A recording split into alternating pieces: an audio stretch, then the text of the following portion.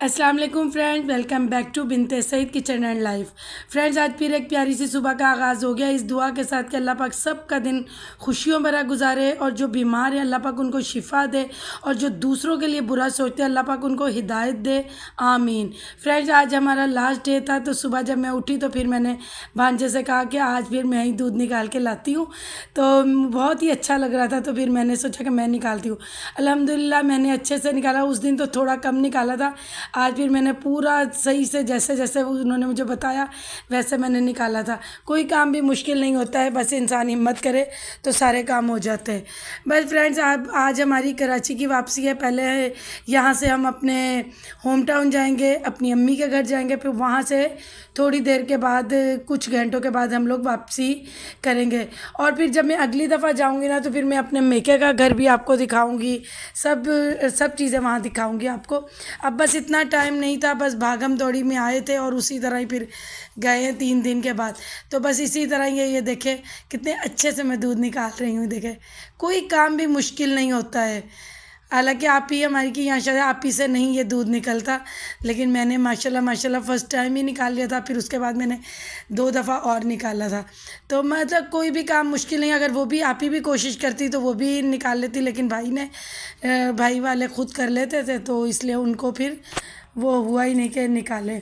तो बस इसी तरह ही हमारा इतना मैंने इधर इंजॉय किया और आप ही लोगों के इतने गेस्ट भी आ रहे थे, इतना मज़ा आया उनके साथ भी टाइम स्पेंड कर कर। तो बस इसी तरह ही करा। फिर उसके बाद भांजा कह रहा था कि आप ही, मुझे आपके हाथ का चिकन मसाला बहुत पसंद है तो आप मुझे बनाना बताएं। पहले तो कह रहा था आप बनाएं, मैंने कहा नहीं मैं आपको सिखाऊंगी। अभी ये सुबह का टाइम है, पहले मैंने सोचा सब ये मैं उससे यही कह रही हूँ कि पहले मैं सबका नाश्ता बना के दे दूँ, फिर उसके बाद मैं तुम्हें वो बनाना सिखाती हूँ। तो वही रात का सालन था तो उसके बाद मैंने कहा ये सब लोगों के पराठे वगैरह बना दूँ, जो सादी रोटी खाएगा तो उसको वो बना देती हूँ। अंडे फ्राई किए थे और मटन का सालन था तो मैंने सोचा पहले ये कर लूँ, फिर उसके बाद इसको चिकन मसाला बनाना मैं सिखा दूँगी।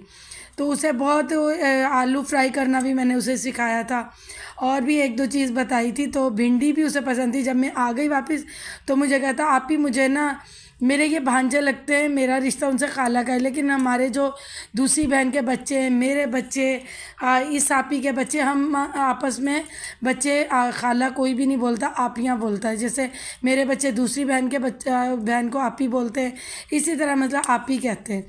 तो बस इसी तरह ही ये प्यार मोहब्बत के रिश्ते हैं, इज़्ज़त के रिश्ते हैं। तो बस मैंने सोचा कि पहले मैं ये कर लूँ फिर उसके बाद तुम्हारे घर। तो उसने ये देखे सारी चीज़ें चॉप करके भी रख ली हैं कि मुझे आप इसे चिकन बनाना सीखना है। तो बस मैं जैसे जैसे वो उसकी रेसिपी वो बनाएगा तो मैं शेयर करूँगी। अब देखें ये शुरू हो गया है बनाना माशाल्लाह। तो ये मेरी आपी का 2 नंबर वाला बेटा है। तो ये देखिए अभी ये इसने 3 चम्मच खाने के पकाने वाले जो 3 चम्मच है वो ऑयल के डालें और 2 मीडियम प्याज है, मतलब बहुत ज़्यादा बड़ी भी नहीं थी और ज़्यादा छोटी भी नहीं थी, वो इसने डाली हैं। तो अभी इसको थोड़ा सा ब्राउन ये करेगा, ये अच्छे से थोड़ा ब्राउन करेगा। ये देखिए इनका गैस सिस्टम भी कोई बटनों पर ही है तो वो तेज़ हो गया गैस। तो ये देखिए अभी ये इसको अच्छे से ब्राउन करेगा, फिर उसके बाद चिकन को इसमें डाल के अच्छे से फ्राई करेगा। अभी ये प्याज अभी थोड़े कच्चे हैं, इनको थोड़ा थोड़ा ब्राउन करो ना तो फिर ही टेस्ट आता है। ज़्यादा ब्राउन कर दो तो वो उस तरह टेस्ट नहीं। आप ये देखिए इतने ब्राउन चिकन के लिए अच्छे होते हैं प्याज।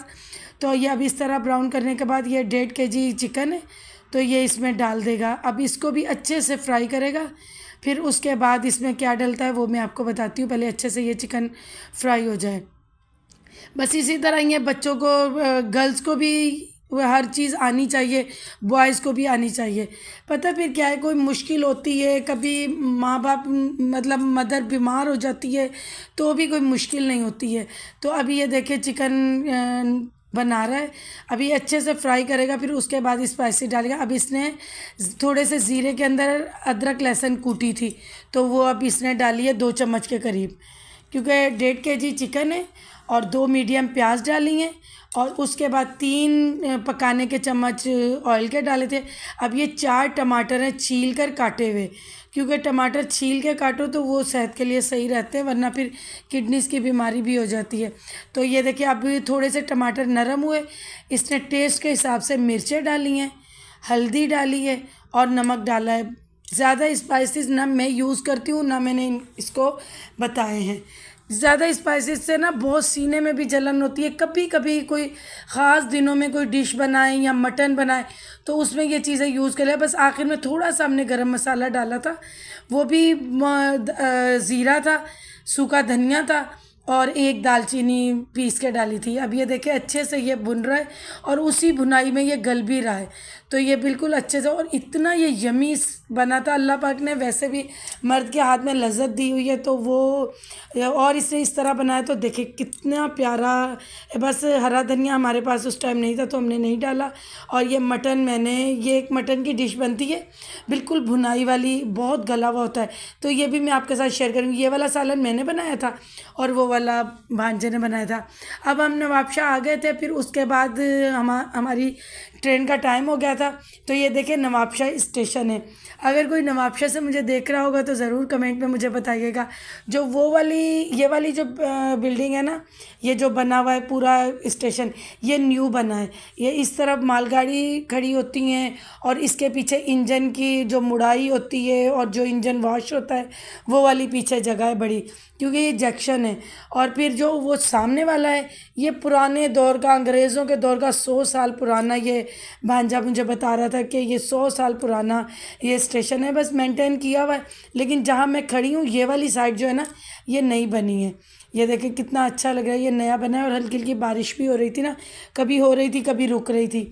तो बस आज हमारी, और ये देखिए आप ट्रेन में रश, तो भांजे ने ऊपर बैठा था तो उसने थोड़े से क्लिप बनाए, इतना रश था। वो तो शुक्र है कि हमने ईद से पहले ही सीटें जब आने की तो जाने की भी साथ ही करवा ली थी, तो हमें इतनी दिक्कत नहीं हुई। लेकिन फिर भी इतना रश था कि वॉशरूम जाने की भी मतलब वो नहीं था कि कोई वॉशरूम जा सके। देखिए किस तरह लोग, और कुछ लोग तो वैसे ही नीचे लेटे हुए थे। इतनी घबराहट भी हो रही थी। लेकिन ये था कि इस तरफ हमारे सामने भी एक फैमिली थी और हम लोग थे, तो सुकून से हम आए थे कि सीटें बुक है। अगर सीटें ना बुक होती तो क्या बनता। ये देखिए हालत देखिए। और 2 घंटे तो जंगल में ट्रेन खड़ी रही, पता नहीं क्यों। रात 1 बजे हम लोगों ने कराची ड्रिग रोड पहुंचना था, हम लोग सुबह के 4:30 बजे पहुंचे थे। तो बस यही परेशानी थी, लेकिन हम लोग खैर खैरियत से पहुंच गए। सफ़र भी बस ठीक हो गया। ज़ाहिर है सारे मज़दूर मुसाफिर लोग हैं जिन्होंने करना था। और ये देखिए हम खैर खैरियत से बस पहुंचने वाले, रेडी होके बैठे, हमारा स्टेशन आने वाला है। और बस ये देखिए अभी स्टेशन आने वाला है, अभी भी लोग सो रहे हैं क्योंकि रात का टाइम है। तो चलिए फ्रेंड्स, इस ब्लॉग की मैं यहीं पर ही एंडिंग करती हूँ। अल्लाह पाक आप सब लोगों को खुश रखे और आपका थैंक्स कि आप लोग मुझे बहुत प्यार दे रहे हैं। तो अल्लाह पाक आप सब लोगों को खुश रखे, आबाद रखे। और जो लोग बीमार हैं अल्लाह पाक उनको शिफा दे। और जो लोग बहुत सारी दुआओं का कहते हैं, अल्लाह पाक उनकी भी, मेरी भी और सब की, किसी नेक इंसान के सदक़े हमारी सब की दुआओं को कबूल फरमाए और सबका दिन खुशियों वाला हो। अल्लाह हाफ़िज़।